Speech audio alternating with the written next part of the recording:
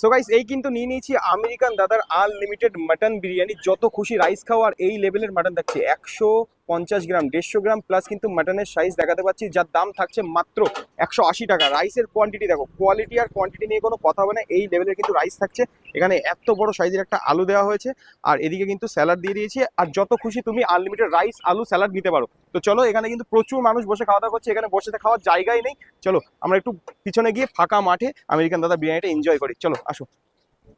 So guys, মাঠের মধ্যে চলে এসেছি আমেরিকান দাদার বিরিয়ানি নিয়ে। একটু কাছে দিয়ে দেখাতে বলবো, বিরিয়ানির মাটনটা দেখে জাস্ট আমার জিভে জল চলে আসছে, লোভ সামলাতে পারছি না। আর এই সাইজের আলু ভাই, কি লেভেলের আলু! আলুটা একটু দেখাবো কেমন সফট হয়েছে। আলুটা জাস্ট একদম মাখন, জাস্ট ধরলাম আর খুলে পড়ে গেল। ভিতরটা দেখো, পেঁয়াজের রসে বয়েল করার একদম পরিষ্কার ক্লিয়ারলি দেখা যাচ্ছে যে কতটা সুন্দর লালচে ভাব রয়েছে আলুর ভিতরে, কোনো কথা হবে না।